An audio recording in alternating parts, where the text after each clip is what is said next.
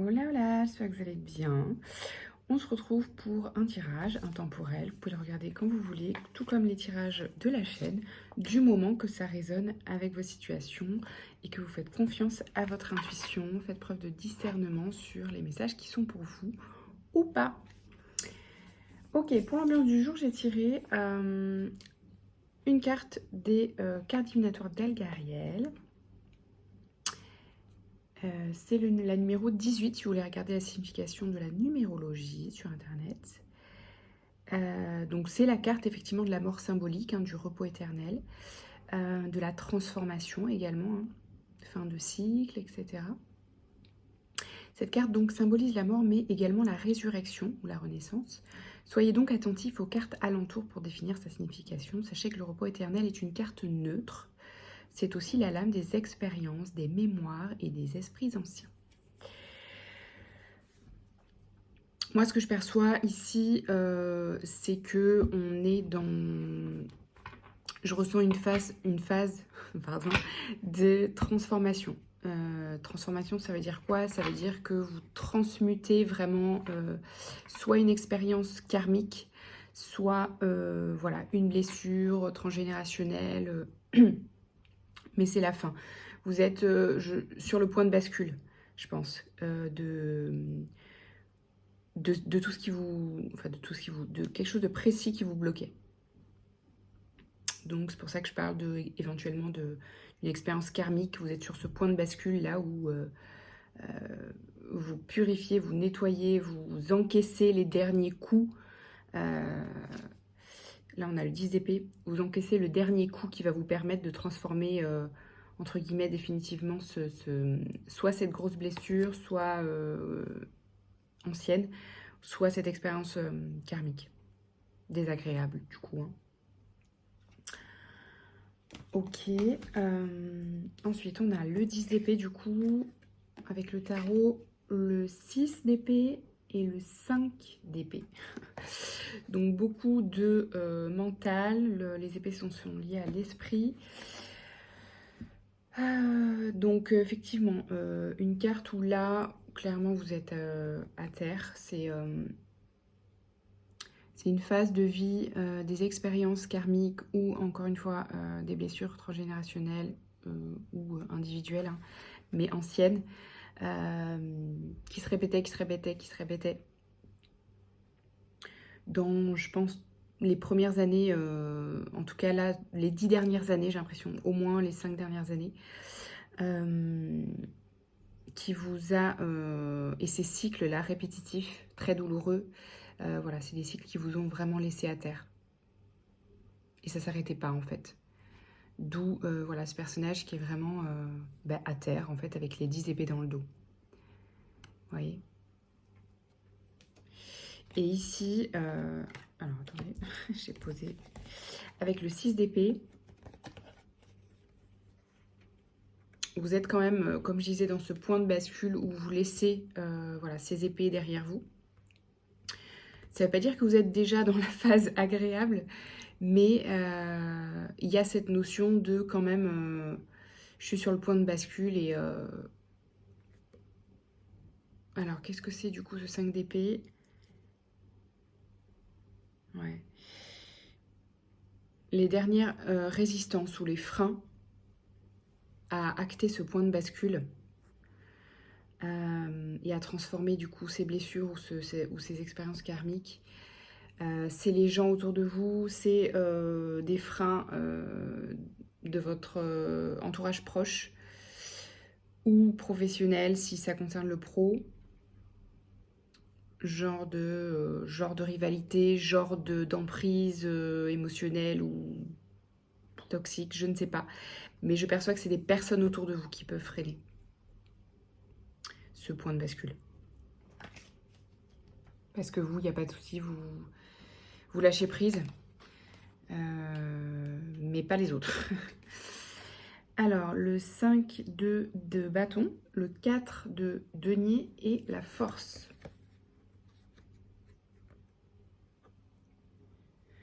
Alors, là, clairement, je pense que vous vous battez pour... comment dire? Vous vous battez pour votre stabilité là. Avec les deniers, ça peut parler de stabilité matérielle financière, mais vous adaptez si c'est... parce que ça peut aussi du coup découler, en tout cas, voilà, être lié aussi par voie de conséquence sur le plan émotionnel, sentimental, psychique, physique, etc. Mais du coup, il y a cette notion de vous vous battez vraiment avec force et résilience pour conserver une certaine stabilité. C'est vraiment ça le mot-clé. Donc stabilité, vous adaptez encore une fois à votre situation, stabilité matérielle, financière, émotionnelle, physique, peut-être en termes de santé, voilà, psychique, si vous avez eu aussi voilà, des soucis sur le plan psychique. C'est vraiment ça le thème, quoi. C'est la stabilité, l'ancrage. Je parlais dans les derniers tirages d'être un peu ballotté, de ne pas réussir à s'ancrer matériellement dans votre quotidien, dans votre vie, d'être fixé dans votre travail, dans votre façon de gagner votre vie, dans votre façon de gérer, entre guillemets, vivre vos relations, investir votre travail, etc. Il y avait une notion de recherche de stabilité et d'ancrage dans votre vie en général, mais ça peut concerner évidemment une sphère en particulier, voilà, selon votre vie, quoi, hein, étant donné que c'est un tirage général. Ensuite, on a le cavalier de Pentacles, le monde et la 3 d'épée.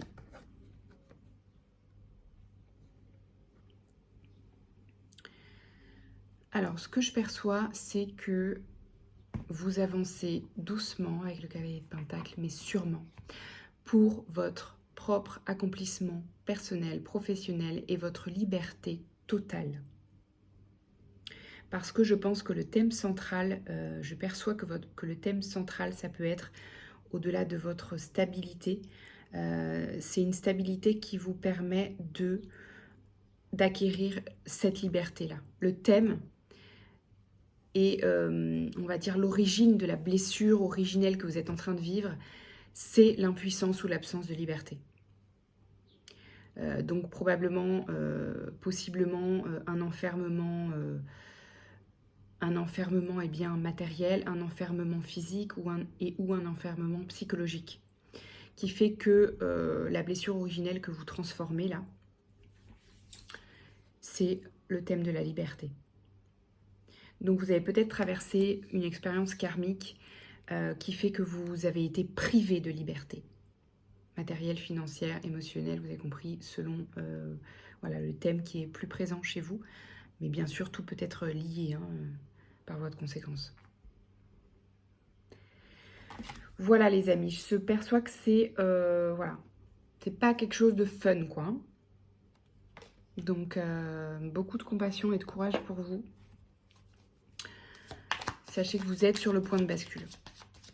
Donc ça peut appuyer de façon assez violente avec le 10 d'épée. Mais sachez que c'est le point de bascule, c'est-à-dire le dernier coup d'épée avant la libération, en fait.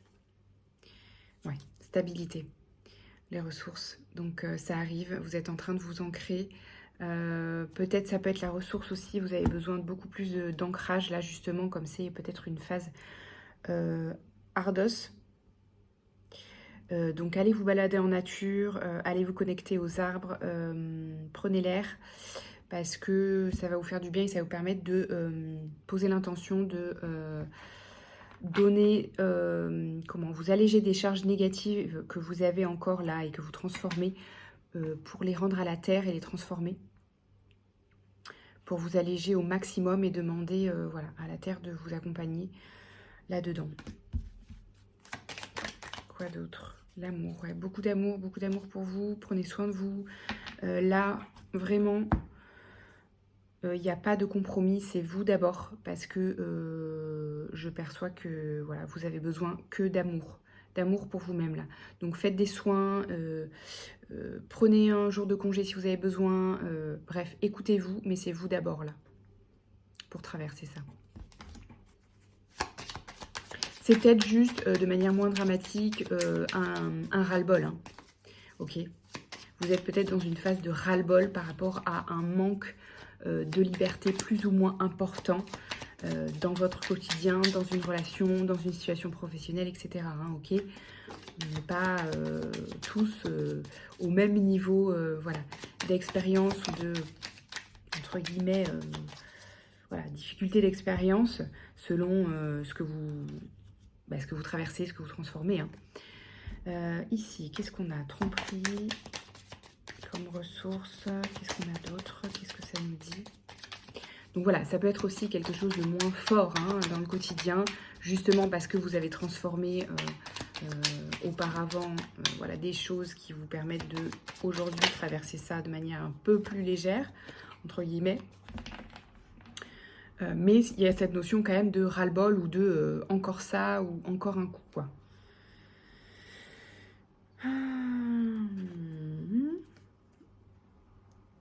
Alors, qu'est-ce que ça nous dit là?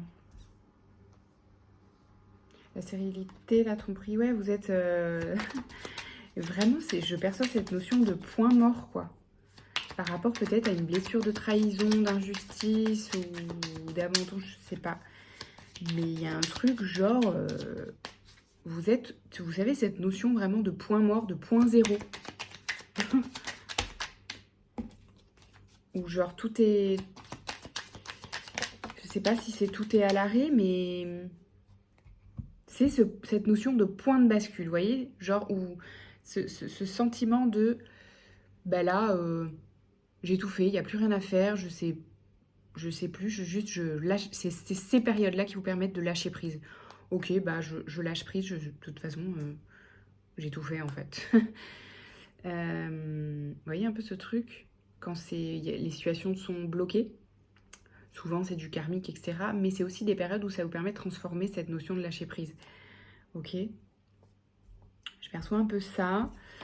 Il peut y avoir du coup des compromis à l'issue de ça, de ce point de bascule. Compromis, accord, contrat, engagement que vous attendiez du coup peut-être pour débloquer une situation. Faites du sport pour évacuer les tensions. Ça peut être une grande ressource pour vous.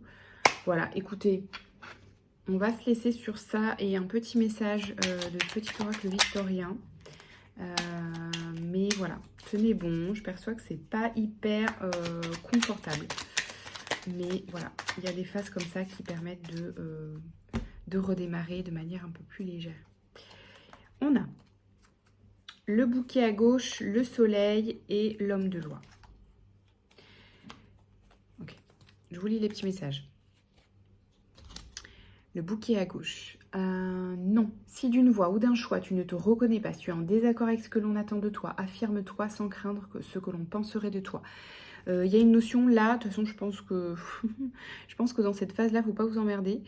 Mais voilà, si vous n'êtes pas d'accord, si on vient vous chercher, bah affirmez-vous quoi. Hein, mais je pense que je perçois vous êtes probablement peut-être à fleur de peau. Donc de toute manière, si on vient vous chercher, je pense que vous allez répondre quoi. Donc il y a un peu ce truc-là. Le soleil, le père à la couronne dorée t'invite à donner corps à tes projets par ton action et avec ambition. Dans la matière, bâtis ton souhait avec la conviction d'y dresser un palais. Ok. Bon. Au-delà de cet aspect de lâcher prise, j'ai l'impression qu'on nous dit quand même de ne pas lâcher ce qui est en cours néanmoins. Vous êtes peut-être en action sur, en parallèle, quelque chose qui avance, hein. Mais il y a d'autres choses sur d'autres plans, je ne sais pas lesquels, sur le plan familial, administratif, j'en sais rien, qui freinent en parallèle. Vous voyez ce truc? Je perçois en fait qu'il y a deux poids, deux mesures, c'est pas le mot, mais deux énergies en parallèle qui avancent. Enfin, qui existent, qui coexistent. D'une part, vous êtes sur quelque chose qui avance, qui progresse, qui est justement dans une énergie plutôt d'action. Et de l'autre côté, cette énergie qui est complètement bloquée, freinée, en transformation. Vous voyez ce truc-là? Ça coexiste en ce moment.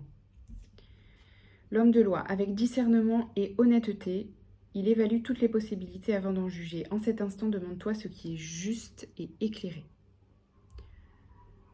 Voilà, ça peut être une ressource pour vous. Si vous travaillez avec votre intuition, demandez-vous ce qu'il est utile et juste de faire ou d'être ici et maintenant.